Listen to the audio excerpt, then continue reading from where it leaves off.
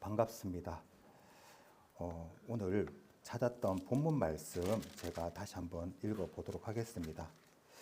오직 너희는 택하신 족속이요 왕같은 제사장들이요 거룩한 나라요 그의 소유된 백성이니 이는 너희를 어두운 데서 불러내어 그의 기이한 빛에 들어가게 하신 자의 아름다운 덕을 선전하게 하려 하심이라. 너희가 전에는 백성이더니 이제는 하나님의 백성이요 전에는 긍휼을 얻지 못하였더니 이제는 긍휼을 얻은 자니라. 아멘. 지난달 목회 신학을 주제로 한 세 번째 말씀을 통해서 우리는 중요한 한 가지 사실을 마음에 새겼었습니다. 기억이 나십니까? 나는 없어도 되는 사람이 아닙니다. 그런데 여러분, 우리가 살아가다 보면 이러한 생각들 때문에 우리의 마음이 흔들릴 때가 있습니다. 아마 한 번쯤은 이런 생각을 해보셨을 것 같습니다. 내가 없어도 교회는 잘 돌아가겠지. 겉으로 나는 특별하지 않으니까 조용히 있으면 되겠지. 이러한 생각들, 겉으로 말하지는 않았지만 마음 한켠에 이런 생각들이 자리 잡고 있을 때가 있습니다. 그런데 성경은 우리에게 다르게 알려주고 있습니다. 성경은 우리를 향해서 분명하게 선언을 합니다. 너희는 그리스도의 몸이다. 그리고 각각이 지체다. 여러분, 이 말씀이 무슨 뜻이겠습니까? 우리는 우연히 교회에 들어온 사람들이 아닙니다. 그냥 자리가 남아서 앉아 있는 사람들도 아닙니다. 하나님께서 필요해서 하나님께서 뜻을 가지시고 하나님께서 정확하게 그 자리에 두신 사람들입니다. 그래서 우리는 이렇게 고백했습니다. 나는 없어도 되는 사람이 아닙니다. 나는 하나님이 필요해서 두신 사람입니다. 여기까지가 지난 예배 때 말씀을 드렸던 결론입니다. 그런데 우리의 신앙은 여기에서 멈춰 있으면 안 됩니다. 이제 한 걸음 더 나아가야 합니다. 그렇다면 이제 어떻게 자기 자신에게 질문을 해야 할까요? 나는 누구인가? 오늘 말씀이 바로 이 질문에 대한 답을 주는 말씀입니다. 하나이의 이야기를 들려드리도록 하겠습니다. 하나이는 어렸을 때부터 계속 이런 말을 들으며 자라왔습니다. 너는 쓸모가 없다. 너는 잘하는 게 없다. 이 말을 계속 듣다 보니까 아이의 마음속에 무엇이 자리 잡았겠습니까? 아, 나는 쓸모가 없는 사람이구나. 나는 아무것도 못하는 사람이구나. 이렇게 스스로를 규정하기 시작합니다. 결국 그 아이는 어떻게 되겠습니까? 아무것도 시도하지 않는 사람이 되어버립니다. 도전도 하지 않습니다. 시작조차도 하지 않습니다. 왜 그럴까요? 이미 자기 자신을 그런 사람이라고 믿고 있기 때문입니다. 그런데 어느 날 이 아이는 자신의 출생에 대한 진실을 알게 됩니다. 사실 이 아이는 한 가정에서 간절히 기다리던 아이였습니다. 많은 기도 속에서 태어났던 아이였습니다. 너무나 소중하게 여겨졌던 아이였습니다. 그거를 모른 채 살아가다가 그 순간 이 사실을 알게 되었을 때 아이의 삶이 바뀌기 시작합니다. 여러분, 왜 아이의 삶이 바뀌기 시작했을까요? 환경이 바뀌었습니까? 그렇지 않습니다. 갑자기 없던 능력이 생겨났습니까? 그것도 아닙니다. 이유는 단 하나입니다. 이 아이는 자신이 어떠한 존재인지를 알게 되었기 때문입니다. 사랑하는 성도 여러분, 우리의 신앙도 정확하게 이와 똑같습니다. 우리는 무엇을 하기 전에 먼저 알아야 할 것이 있습니다. 그것이 나는 누구인가 하는 것입니다. 이것을 모르면 교회 안에서 아무리 많은 일을 해도 결국 신앙은 흔들리게 됩니다. 그런데 이것을 알지만 때로는 우리의 삶들이 부족하고 연약해 보여도 우리의 정체성을 알면 우리의 삶이 바뀌기 시작합니다. 오늘 본문 말씀으로 읽었던 베드로전서 2장 9절은 이렇게 시작을 합니다. 오직 너희는 택하신 족속이요 왕 같은 제사장들이요 거룩한 나라요 그의 소유된 백성이니 이렇게 성경은 기록을 하고 있습니다. 그런데 이 말씀 많이 들어보시지 않으셨습니까? 너무나 우리에게 익숙한 말씀입니다. 그런데 오늘 이 말씀을 조금은 다르게 보셔야 합니다. 4월 첫 주 주일 예배 때 목사님께서 하나님 나라의 시민권에 대해 말씀을 해 주셨습니다. 그 설교도 엄밀하게 말하면 정체성에 관한 말씀입니다. 오늘 본문 말씀을 자세히 살펴보면 이 말씀이 어떻게 시작이 되고 있습니까? 너희는 이렇게 살아라 라고 시작하지 않습니다. 무엇이 먼저라고 말하고 있습니까? 너희는 이런 존재다라고 말씀하고 있습니다. 먼저 행동을 말하지 않고 정체성을 말하고 있습니다. 이것은 굉장히 중요합니다. 우리가 보통 정체성에 대해 어떻게 생각을 합니까? 내가 교회 안에서 열심히 잘하면 하나님의 사람이 되는 거지. 내가 열심히 해야 인정을 받지. 이렇게 정체성에 대해서 단순하게 생각하기가 쉽습니다. 그런데 성경은 정반대로 말하고 있습니다. 너는 먼저 하나님의 사람이다. 그래서 그에 맞게 살아가는 것이다. 이 말의 순서가 바뀌면 신앙은 무너지기가 쉽습니다. 이해를 돕기 위해서 한 가지 예를 더 들어드리겠습니다. 군대에 입대를 하면 군복을 입게 됩니다. 그때 그 사람은 군인입니까? 군인이 아닙니까? 군인입니다. 훈련을 받지 못해서 부족해도 군인입니다. 실수를 많이 하고 완벽하지 않아도 그 사람은 군인입니다. 그런데 그 사람이 만약 이렇게 말한다고 생각을 해보십시오. 나는 완벽하지 않아서 군인이 아닙니다. 이 말은 틀린 말입니다. 왜냐하면 군인이기 때문에 훈련을 받는 것이지 훈련을 잘해서 군인이 되는 것은 아닙니다. 이 원리를 조금 기억을 하셔야 합니다. 왜냐하면 우리의 신앙도 똑같기 때문입니다. 우리가 잘해서 하나님의 사람이 되는 것입니까? 그렇지 않습니다. 우리는 잘해서 하나님의 사람이 되는 것이 아닙니다. 먼저 하나님의 사람이 되었기 때문에 그에 맞게 살아가는 것입니다. 그런데 여기서 한 가지 분명히 짚고 넘어가야 할 것이 있습니다. 하나님의 사람이 되었다고 해서 그럼 아무렇게나 살아가도 되는 거네 이렇게 생각을 하시면 안 됩니다. 군인이라고 해서 훈련을 안 받습니까? 그렇지 않습니다. 더 많이 훈련하고 더 많이 배우고 더 단련하게 됩니다. 하나님의 사람도 마찬가지입니다. 우리는 이미 하나님의 사람이 되었지만 그에 맞는 삶으로 계속 자라가야 합니다. 이것이 우리가 해야 하는 신앙의 삶입니다. 그런데 이 삶은 우리의 결심만으로 되는 것이 아닙니다. 이제부터 열심히 해야지. 이제부터 잘 살아야지. 이렇게 마음 먹는 것만으로 신앙이 되는 것은 아닙니다. 이 삶은 어떻게 가능할까요? 성령께서 우리 안에 오셔서 역사하실 때 비로소 이 삶은 가능해집니다. 하나님께서 우리에게 생명을 주시고 은혜를 주시고 성령께서 도와주실 때 우리는 비로소 하나님의 사람답게 살아갈 수가 있는 것입니다. 그래서 신앙은 내 힘으로 버티는 삶이 아니라 하나님 은혜 안에서 살아가는 삶입니다. 그런데 여러분, 세상은 계속해서 우리에게 이렇게 말합니다. 잘해야 인정을 받는다. 잘하면 너의 가치가 생긴다. 잘해야 자격이 생기고 얻을 수 있다. 그래서 우리는 끊임없이 비교하게 됩니다.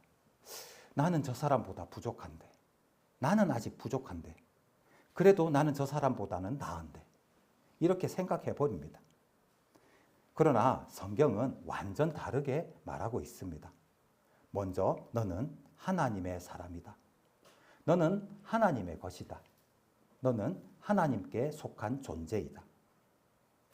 이 차이는 무엇입니까? 세상은 조건을 말하지만 성경은 정체성을 말하고 있습니다. 여러분, 이 차이를 분명하게 아셔야 합니다. 세상은 늘 우리에게 이렇게 묻습니다. 너는 무엇을 얼마나 잘했냐? 그런데 하나님께서는 이렇게 우리에게 묻습니다. 너는 누구에게 속했니? 이 질문은 완전히 다릅니다. 이 질문들이 우리 안에서 바뀌어야 우리의 인생도 바뀌게 되어 있습니다. 정체성이라고 말씀을 드리니까 이 단어가 다소 추상적으로 들릴 수 있기 때문에 조금 더 쉽게 설명을 드려보겠습니다. 사실 정체성은 어렵게 생각할 필요가 없습니다. 그냥 간단합니다. 정체성이라는 말은 나는 누구인가 하는 질문입니다. 그런데 성경은 이 질문에 조금 다르게 답합니다. 나는 누구인가가 아니라 나는 누구의 것인가에 대한 답을 하게 합니다. 이것이 성경적인 정체성에 대한 설명입니다. 그런데 이 차이가 미묘한 것 같지만 굉장히 중요합니다. 나는 어떤 사람인가만 생각을 하면 자꾸 나 자신을 바라보게 됩니다. 그래서 능력, 실패, 비교 이런 것들에 자꾸 나 자신이 묶이게 됩니다. 그런데 나는 누구의 것인가를 먼저 생각하면 우리의 시선이 바뀝니다. 결국 하나님을 바라보게 됩니다. 그래서 신앙은 나를 바라보는 것이 아니라 하나님을 바라보는 삶입니다. 성경이 우리를 설명할 때 가장 많이 사용하는 방식이 있습니다. 무엇을 하는 사람인가로 설명하는 것이 아니라 누구에게 속한 사람인가 이것으로 우리를 설명을 합니다. 그래서 성경은 우리를 이렇게 부릅니다.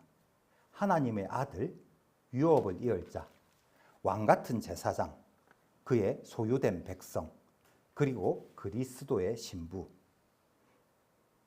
이 표현들 우리가 자주 들어왔던 표현들인데 이 표현들을 한번 가만히 보십시오. 공통점이 무엇인지 아시겠습니까? 이것은 내가 무엇을 했느냐로 설명되는 것이 아닙니다. 내가 누구에게 속했느냐로 설명이 되는 것입니다. 다시 말해서 쉽게 설명을 드리면 자녀는 아버지가 없으면 아버지가 있어야 존재를 합니다. 백성은 왕이 있어야 존재를 합니다. 신부는 신랑이 있어야 존재를 합니다. 즉 우리의 정체성은 혼자서 만들어내는 것이 아닙니다. 하나님과의 관계 속에서 주어지는 것입니다. 그렇기 때문에 이 사실을 꼭 기억해야 합니다. 나는 스스로 만든 사람이 아닙니다. 내가 노력해서 내 정체성을 만드는 것이 아닙니다. 하나님과의 관계 속에서 이미 주어진 존재입니다. 오늘 본문 말씀이 이야기하는 이 정체성에 대해서 자세히 하나씩 살펴보겠습니다. 성경은 먼저 우리를 뭐라고 부릅니까? 하나님의 자녀라고 먼저 부릅니다. 이 말씀은 단순한 표현이 아닙니다. 가장 가까운 관계, 가장 친밀한 관계를 의미합니다. 우리는 하나님을 단순히 주인이라고 부르지 않습니다. 어떻게 부릅니까? 우리는 하나님을 아버지라고 부릅니다. 이것은 차이가 별로 없는 것 같지만 사실 굉장한 차이가 있습니다. 한번 생각을 해보십시오. 주인이라고 하면 어떻습니까? 주인에게는 다가가기가 조심스러울 수밖에 없습니다. 왠지 모르게 눈치가 보이고 거리감이 있습니다. 그런데 아버지는 어떻습니까? 가까이 하기에 망설임이 없습니다. 모든 것을 말할 수 있고 우리가 어려울 때 기댈 수 있습니다. 하나님의 자녀된 우리가 하나님의 자녀로서 누릴 수 있는 것, 이것이 우리에게 주신 하나님의 은혜입니다. 이 자녀라는 정체성 안에는 두 가지 의미가 담겨져 있습니다. 첫 번째는 친밀함입니다. 우리는 하나님께 가까이 나아갈 수 있는 사람입니다. 하나님께 기도할 수 있습니다. 하나님을 부를 수도 있고 기댈 수도 있습니다. 두 번째는 권리입니다. 우리는 하나님의 나라를 이어받을 사람입니다. 상속자입니다. 그런데 우리가 여기서 놓치지 않고 반드시 기억해야 할 것이 있습니다. 이것은 내가 잘해서 얻어낸 것이 아닙니다. 내가 노력해서 만들어낸 것도 아닙니다. 하나님께서 우리를 자녀 삼으셨기 때문에 우리는 하나님의 자녀가 된 것이고 이것을 누릴 수 있게 된 것입니다. 그래서 우리의 정체성은 능력에서 시작되는 것이 아니라 은혜에서 시작이 됩니다. 두 번째는 왕 같은 제사장이라는 표현이 있습니다. 성경은 우리를 단순히 자녀라고만 하지 않고 왕 같은 제사장이라고도 말합니다. 이 말씀은 신분만을 말하는 것이 아니라 사명이 함께 들어있는 정체성입니다. 제사장은 어떤 사람입니까? 하나님 앞에 나아가는 사람입니다. 그리고 동시에 사람들을 하나님께로 인도하는 사람입니다. 정리하면 이렇습니다. 하나님 앞에서는 예배자로 서는 사람, 세상 앞에서는 하나님을 전하는 통로로 서는 사람, 이것이 바로 우리의 정체성이자 우리의 모습입니다. 여기서 우리가 알아야 할 중요한 사실도 있습니다. 정체성은 반드시 삶으로 이어져야 합니다. 정체성은 반드시 사역으로 이어져야 합니다. 그리고 우리가 여기서 또 기억해야 할 것은 순서입니다. 사역이 먼저가 아닙니다. 정체성이 먼저입니다. 우리는 사역자가 되기 위해 존재하는 것이 아니라 하나님의 사람이기 때문에 사역을 하는 존재입니다. 성경은 우리를 그의 소유된 백성이라고도 말합니다. 이 한 문장에는 많은 의미가 담겨져 있습니다. 우리의 존재와 정체성, 그리고 우리의 가치에 대한 아주 깊은 진리가 이 속에 담겨져 있습니다. 이 말씀은 곧 나의 가치를 말씀해 주는 것입니다. 우리는 종종 이렇게 생각을 합니다. 내가 얼마나 잘했느냐, 얼마나 성과를 내었느냐, 얼마나 인정받을 만한 사람이냐에 따라서 내 가치가 결정이 된다라고 생각을 합니다. 그래서 더 잘하려고 애쓰고 더 많이 이루려고 애쓰고 인정받기 위해서 끊임없이 자신을 증명하려고 합니다. 그러나 성경은 전혀 다른 기준을 우리에게 보여주고 있습니다. 내 가치는 내가 무엇을 했느냐에 달려 있는 것이 아니라 나를 누가 소유하고 계신가, 누가 나를 붙들고 계신가에 달려 있다는 것입니다. 여러분, 우리는 누구의 것입니까? 우리는 하나님의 것입니다. 하나님께서 값주고 사신 하나님의 소유된 백성입니다. 그렇기 때문에 우리의 가치는 흔들릴 수 없습니다. 상황에 따라 변화되는 것도 아니고 사람의 평가에 따라 달라지는 것은 더더욱 아닙니다. 그런데 세상은 우리에게 끊임없이 이런 목소리를 들려줍니다. 더 잘해야 인정을 받는다. 더 해야 가치 있는 사람이 된다. 너는 지금 부족하다. 이런 말들이 우리 마음을 흔들고 결국 우리를 지치게 만듭니다. 그런데 하나님은 전혀 다르게 말씀하십니다. 너는 내 것이다. 이 한마디입니다. 이 한마디 속에는 우리의 정체성이 담겨 있고 우리의 가치가 완성이 되고 우리가 누구인지에 대한 모든 답이 들어 있습니다. 사랑하는 성도 여러분, 우리가 무엇을 해야 비로소 가치 있는 존재가 되는 사람이 아니라 이미 하나님께 속해 있기 때문에 우리는 가치 있는 사람입니다. 이 사실이 우리의 삶을 새롭게 하고 우리의 마음을 자유롭게 하고 흔들렸던 우리의 정체성을 굳세게 세워주는 진리입니다. 그런데 정체성을 모르면 결국 사역은 부담이 되어버립니다. 여기서 짚고 넘어가야 할 중요한 질문이 있습니다. 왜 어떤 사람에게는 사역이 기쁨이 되고 왜 어떤 사람에게는 같은 일을 하고 있음에도 불구하고 사역이 짐이 되고 점점 힘들어질까요? 다른 교회도 아니고 같은 교회 안에서 같은 일을 하고 있는데 왜 이렇게 전혀 다른 결과가 나타나는 것일까요? 그 차이가 사실 복잡한 것 같지만 단 하나입니다. 정체성을 알고 있는가 아니면 모르고 있는가의 차이입니다. 정체성을 모르면 사역의 의미가 완전히 달라집니다. 처음에는 몰라도 괜찮습니다. 처음에는 열심히 합니다. 기쁜 마음으로 사역을 시작합니다. 그런데 시간이 지나면 지날수록 조금씩 변화가 일어나기 시작합니다. 사역이 더 이상의 기쁨이 아니라 의무가 되고 은혜로 여겨졌던 일들이 점점 부담으로 다가오기 시작합니다. 마음 깊은 곳에는 왜 내가 이 일을 해야 하지?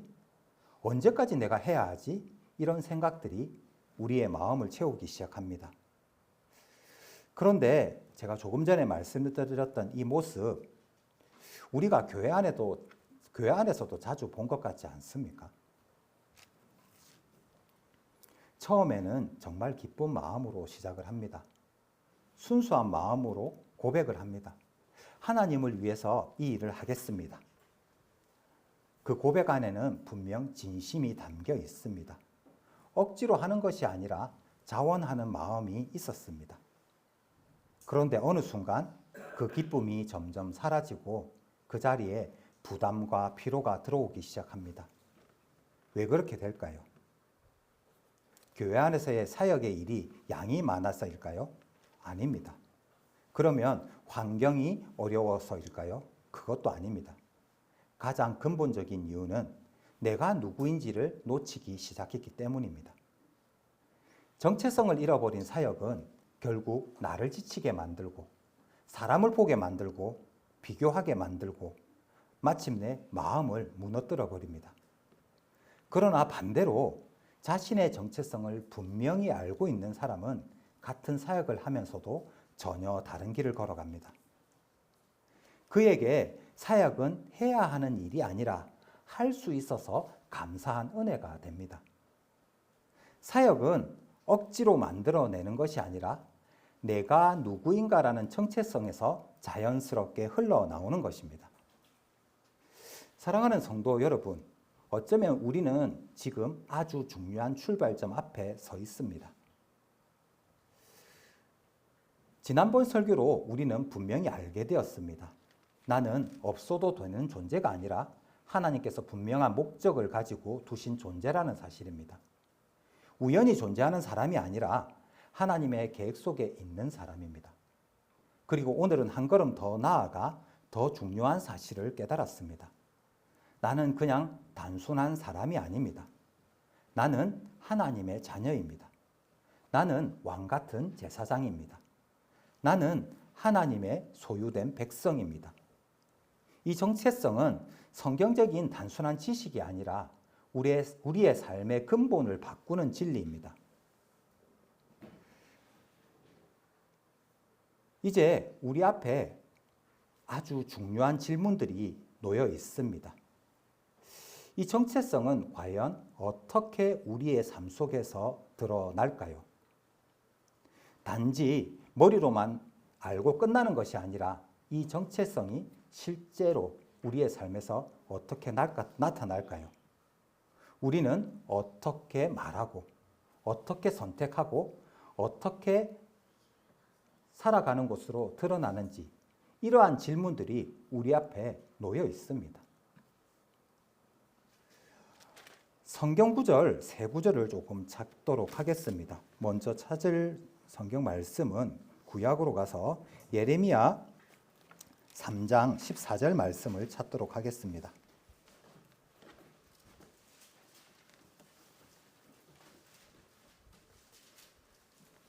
예레미야 3장 14절 말씀입니다.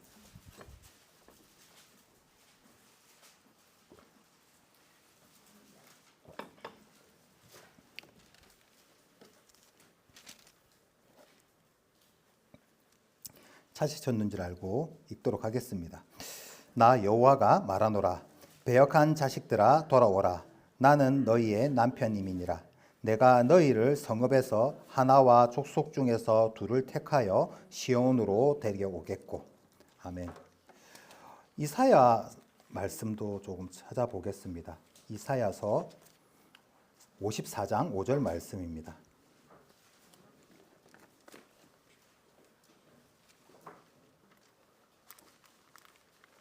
성경 앞으로 조금 넘겨서 이사야 54장 5절 말씀입니다.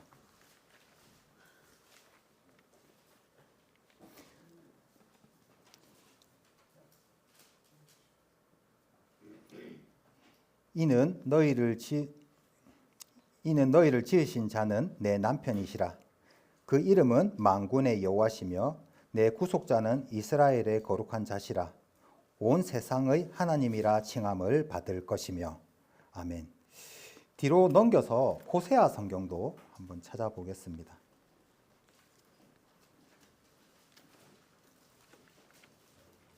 호세아 2장 19절 20절 말씀입니다.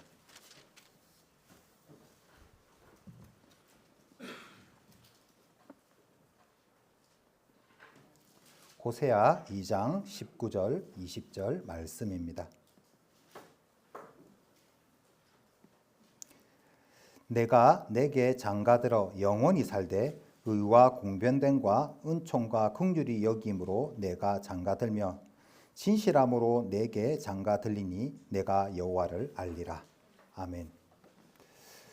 앞서 말씀드렸듯이 성경은 우리의 정체성을 여러 가지로 설명을 합니다. 아들이라고 하기도 하고 제사장이라고 하기도 하고 백성이라고도 합니다. 그런데 그 중에서도 가장 깊고 따뜻한 표현이 하나 있습니다. 방금 성경 세 곳을 찾았던 것에서 나오는 바로 신부라는 정체성입니다.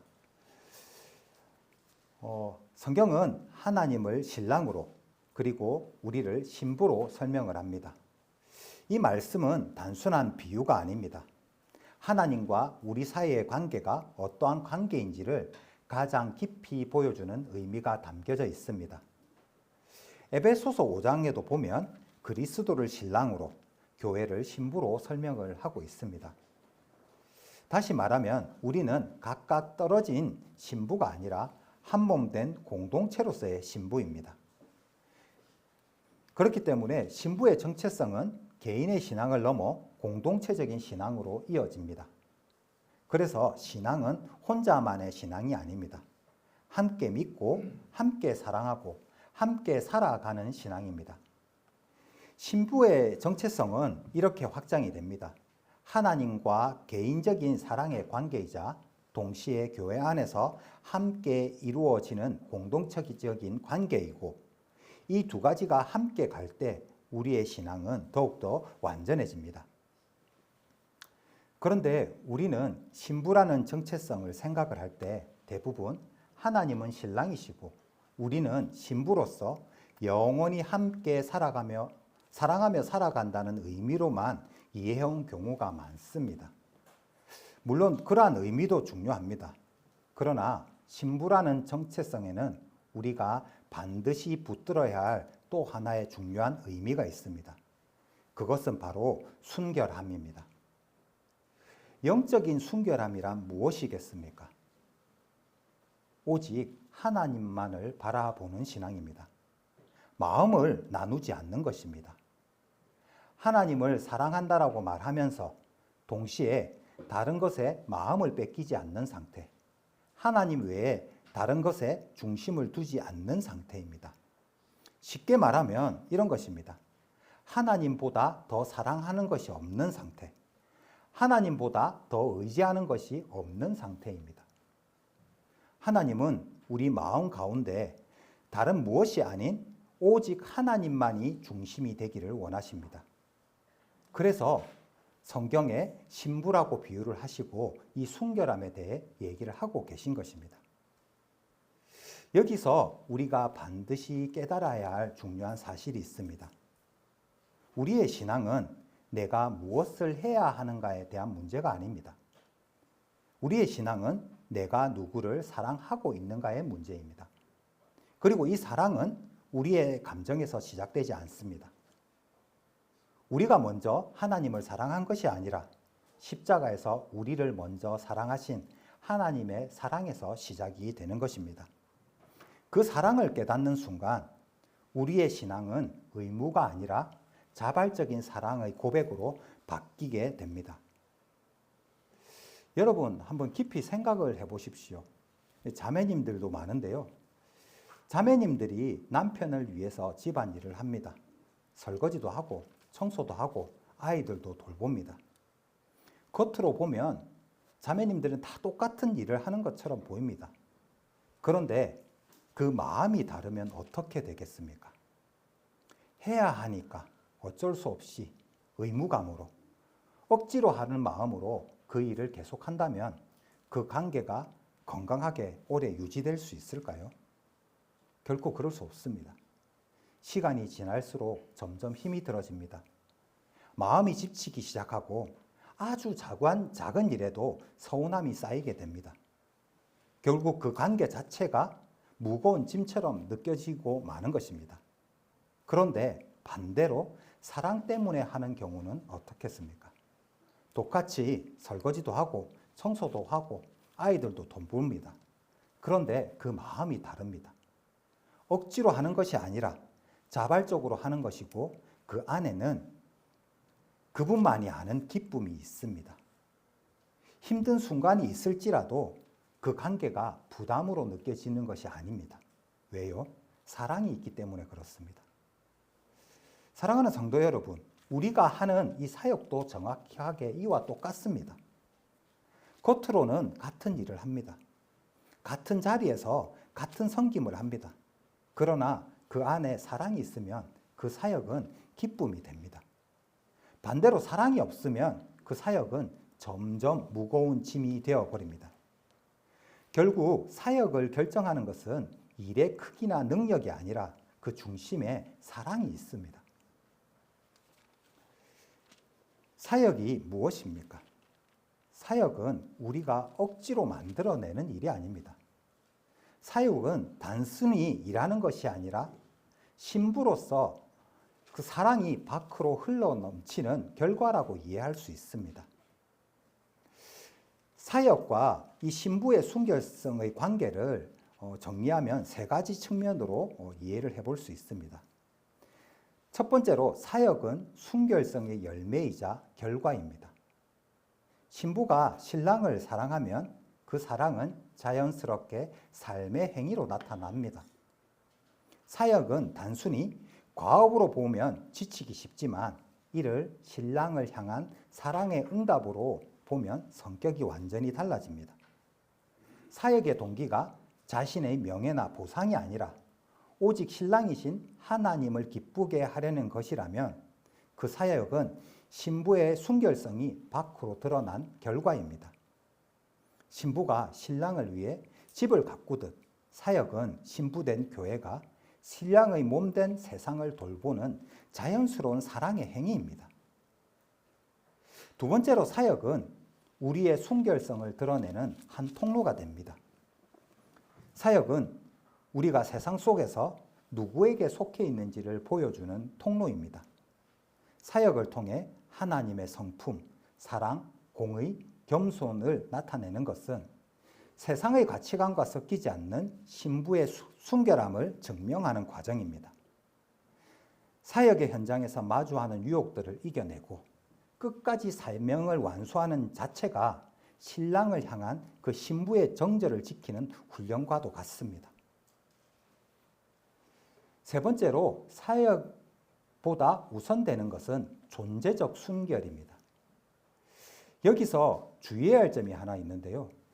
사역이 곧 순결성 자체는 아니라는 것입니다.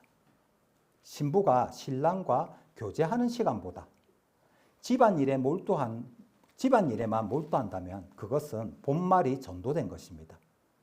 사역은 반드시 신랑과의 깊은 친밀한 관계에서 출발을 해야 합니다. 그런데 때때로 사역이 너무 바빠서 신랑을 잊어버릴 때가 있습니다. 그런 그 사역은 오히려 순결성을 해치는 우상이 될 수 있습니다. 사역은 항상 내가 지금 신랑을 사랑하는 마음으로 이 일을 하고 있는가 하는 척도가 되어야 합니다. 요약을 하면 사역은 신부로서 하나님을 사랑하기 때문에 자연스럽게 나타나는 가장 아름다운 헌신입니다. 즉 사역은 순결성의 결과인 동시에 그 순결함이 세상 속에서 빛나도록 만드는 통로라고 이해할 수 있습니다. 그런데 우리는 이 질문을 잘 생각을 해보지 않습니다. 왜 우리는 사역을 하다가 보면 이렇게 지치게 될까?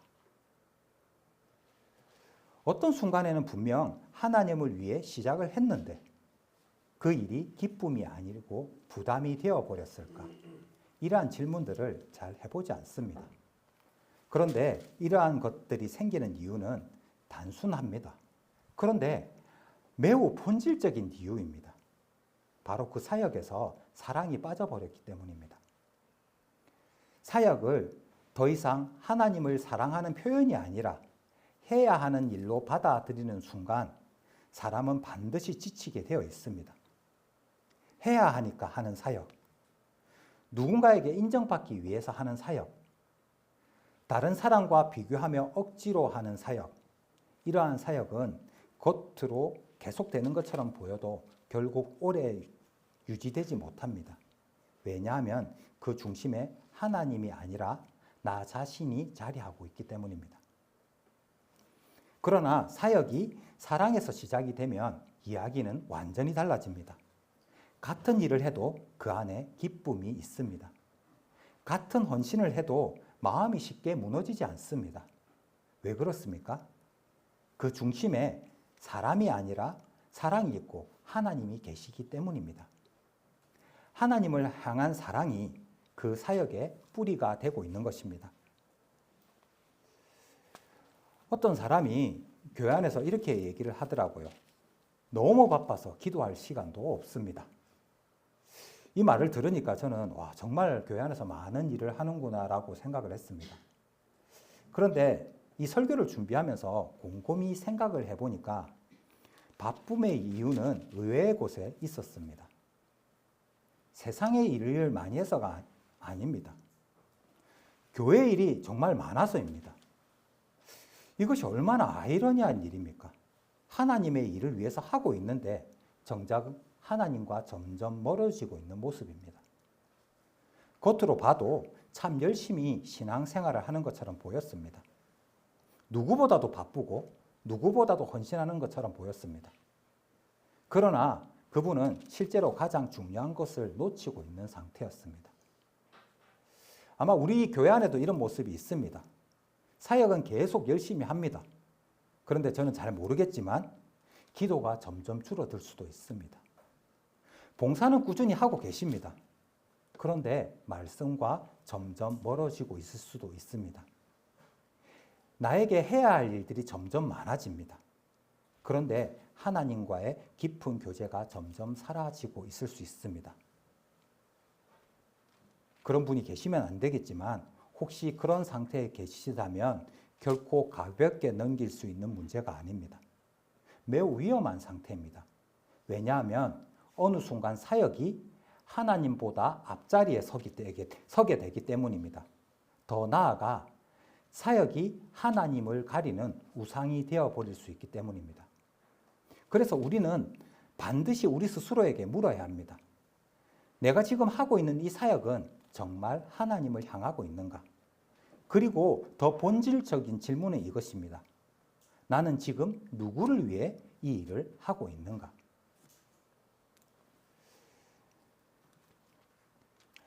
사역을 하면서 우리가 붙들어야 할 질문들이 많이 있지만 그 중에도 이 질문은 반드시 붙들어야 합니다. 나는 지금 주님의 손을 붙잡고 이 일을 하고 있는가? 이 질문은 매우 중요합니다. 이 질문으로 나 자신을 돌아봐야 사역이 살아납니다. 이 질문이 우리의 정체성을 지켜줍니다. 이 질문이 우리를 하나님께로 다시 돌아오게 합니다. 이제 우리는 분명하게 알게 되었습니다. 우리는 교회 안에서 단순한 일꾼이 아닙니다. 우리는 하나님께 속한 사람입니다. 그리고 사역자가 되기 위해서 존재하는 것이 아니라 하나님의 신부이기 때문에 살아가는 존재입니다. 그리고 그 사랑이 우리의 삶 속에서 사역으로 나타나는 것입니다. 사랑하는 성도 여러분, 지금까지 우리의 정체성에 대해서 자세하게 살펴봤습니다. 하나님의 자녀, 왕 같은 제사장, 그의 소유된 백성, 그리고 신부까지. 그런데 정체성은 하나의 개념이 아니라 구조라는 사실입니다. 성경이 인간의 정체성을 말할 때 관계적 정체성을 핵심 뼈대로 삼고는 있지만 성경을 깊이 들여다보면 관계뿐만 아니라 존재적 정체성과 목적적 정체성이라는 측면도 함께 입체적으로 다루고 있습니다. 정체성은 하나가 아닙니다. 성경을 전체로 살펴보면 이렇게 정리해 볼 수 있습니다. 첫 번째로 존재적 정체성은 나는 무엇인가 하는 것입니다. 하나님과의 구체적인 언약 관계를 맺기 이전 창조 질서 안에서 부여된 인간의 본연의 모습입니다. 창세기에 보면 하나님의 형상대로라는 말씀은 인간이 단순히 하나님과 관계 맺는 대상이 되었다는 것을 넘어서 그분의 성품과 지혜, 도덕성을 닮은 특별한 존재로 창조되었다는 것을 의미하고 있습니다. 이것은 타락한 이후에도 변하지 않는 우리 인간의 존엄성과 가치의 근거가 됩니다. 또한 인간은 연약한 피조물인 동시에 하나님의 생명력을 소유한 영적인 존재라는 이중적인 정체성을 뜻하고 있습니다. 두 번째로 관계적 정체성은 나는 누구에게 속했는가입니다.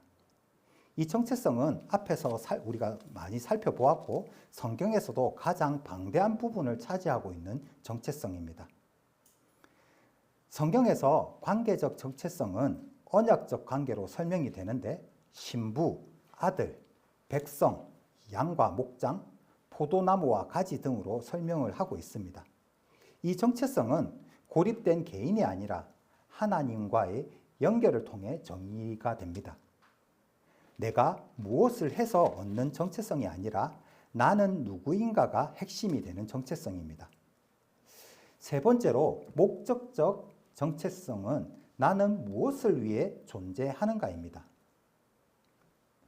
정체성은 단순히 상태에 머물지 않고 방향으로 이어집니다. 성경에서 목적적 정체성은 청지기, 그리스도의 대사, 세상의 빛과 소금으로 설명이 되는데요. 청지기는 만물을 다스리고 돌보는 관리자로서의 정체성입니다. 그리스도의 대사는 하나님 나라의 권위를 가지고 이 땅에서 그분의 뜻을 전하는 자입니다. 그리고 세상의 빛과 소금은 세상에서 선한 영향력을 드러내는 기능적인 정체성입니다. 이 세 가지 정체성에는 반드시 순서가 있습니다. 존재적 정체성이 먼저입니다.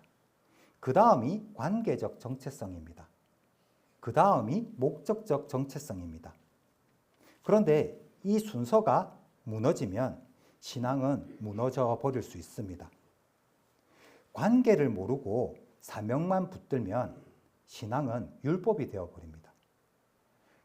존재를 모르고 사명만 붙들면 사람은 지치게 됩니다.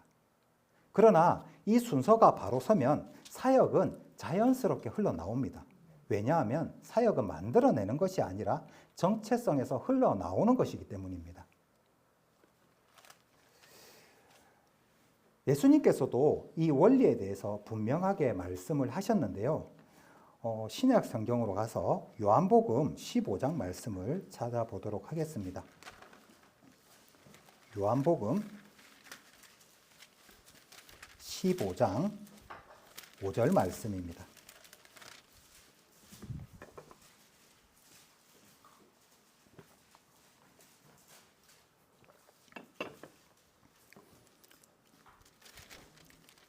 요한복음 15장 5절 말씀입니다. 이 말씀은 다 함께 읽도록 하겠습니다. 나는 포도나무요 너희는 가지니 저가 내 안에 내가 저 안에 있으면 이 사람은 과실을 많이 맺나니 나를 떠나서는 너희가 아무것도 할 수 없음이라. 아멘. 여기서 가지가 열매를 맺는 방법은 무엇이었습니까? 해서 노력해서 억지로 만들어내는 것이 아닙니다. 포도나무에 붙어 있기만 하면 됩니다. 즉 열매는 노력의 결과가 아니라 연결의 결과입니다. 성도 여러분, 방금 이 말씀에서 찾아봤듯이 정체성은 바로 이것입니다. 우리는 이미 그리스도께 붙어 있는 존재입니다.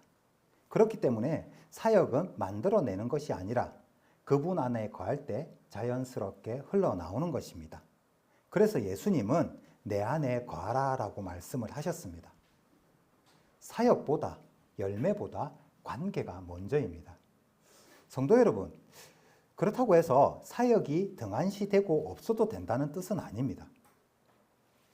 성경에는 분명히 말하고 있습니다.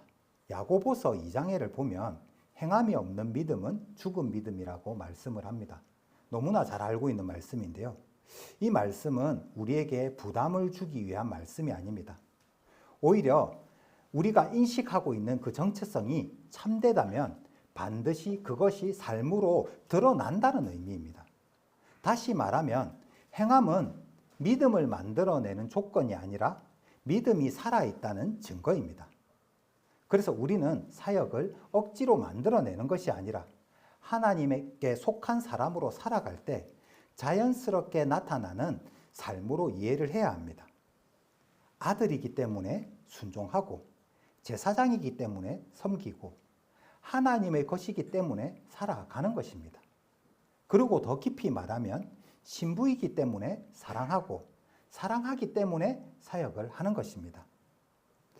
그런데 우리는 자주 이렇게 생각을 합니다. 조금 더 준비가 되면 그때 사역을 하겠습니다. 조금 더 믿음이 자라면 그때 사역을 시작하겠습니다. 그런데 성도 여러분, 이 생각에는 한 가지 오해가 있습니다. 사역은 준비된 사람이 하는 것이 아닙니다. 정체성을 아는 사람이 하는 것입니다. 완벽해서 하는 것이 아니라 하나님께 속해 있기 때문에 하는 것입니다. 그렇다면 우리는 어떻게 살아가야 할까요? 거창한 결단 필요하지 않습니다. 아주 작은 것부터 시작을 하면 그게 사역입니다. 내 자리를 떠나지 않는 것, 남들과 비교하지 않는 것, 맡겨진 이 일을 소중하게 여기는 것. 몸이 한 번의 큰 헌신으로 유지되지 않고 지속적인 연결로 유지되는 것처럼 교회도 마찬가지입니다. 기도하는 사람들이 계속 기도하고 섬기는 사람들이 계속 섬기고 보이지 않는 자리를 지키던 사람들이 계속 그 자리를 지킬 때 교회는 살아 움직이고 건강한 교회가 됩니다. 이제 여러분들에게 다시 질문을 한번 해보겠습니다. 지금까지 어떻게 살고 있었습니까? 정체성 안에서 살아가고 있었습니까? 아니면 부담 속에서 살아가고 계셨습니까? 지금까지 하나님을 사랑했기 때문에 섬겼습니까? 아니면 해야 했기 때문에 억지로 버티고 있었습니까? 하나님은 우리를 책망하기 위해 부르신 것이 아닙니다. 우리를 우리의 자리로 돌아오게 하기 위해 부르셨습니다. 우리는 단순히 교회 안에서 일을 하는 사람들이 아닙니다. 하나님께 속해 있는 사람들입니다. 우리는 이미 하나님께 속한 사람이 되었지만 그렇다고 동시에 완벽해진 것은 아닙니다. 아직 완전하지 않은 존재입니다. 그렇기 때문에 우리는 날마다 우리의 힘이 아니라 하나님의 은혜를 의지하며 살아가고 있는 것입니다. 우리는 사역자가 되기 위해 존재하는 것이 아니라 하나님의 자녀이기 때문에 살아가는 사람들입니다. 이제 우리는 하나님 앞에서 고백을 조금 바꿔야 합니다. 내가 할 수 있을까요? 라는 이런 질문에서 나는 하나님의 것이다라는 확신으로 나아가야 합니다. 나는 부족합니다라는 자리에서 머무는 것이 아니라 나는 하나님께서 사랑하시는 사람이라는 고백에 서야 합니다. 그리고 그 고백 위에 우리는 이렇게 살아가야 합니다. 그래서 나는 오늘도 하나님을 사랑하기 때문에 이 사역의 자리에 섭니다. 성도 여러분, 이 고백은 단순한 말로 끝나서는 안 됩니다. 우리의 삶 속에서 실제로 드러나야 합니다. 그리고 이 고백은 우리의 의지나 결심만으로 지켜지는 것이 아닙니다. 성령께서 우리 안에서 계속해서 역사하실 때 우리는 이 고백을 끝까지 붙들 수 있습니다. 사랑하는 성도 여러분, 이 시간 우리가 한 가지 분명한 결단을 했으면 좋겠습니다. 주님, 나는 일하는 사람이 아니라 주님께 속한 사람으로 살겠습니다. 사역보다 먼저, 결과보다 먼저, 무엇보다 주님의 관계를 소중히 여기며 살아가겠습니다. 주님, 나는 해야 해서 일을 하는 사람이 아니라 주님을 사랑하기 때문에 사역하겠습니다. 사람의 시선 때문이 아니라 비교나 인정 때문이 아니라 오직 주님을 향한 사랑 때문에 오늘도 이 자리에 서겠습니다. 이 고백이 단지 오늘의 감동으로 끝나는 말이 아니라 우리의 삶이 되기를 바랍니다. 오늘의 결단이 내일의 삶으로 이어지고 우리의 모든 사역이 다시 하나님을 사랑하는 사랑에서 시작되기를 바랍니다. 그래서 우리가 무엇을 하든지 어디에 있든지 사역이 하나님을 가리는 것이 아니라 오히려 하나님을 더욱 깊이 사랑하는 통로가 되기를 바랍니다. 그렇게 주님과 동행하는 삶, 주님을 사랑하기 때문에 기쁨으로 섬기는 삶을 우리 모두가 살게 되기를 간절히 소망합니다.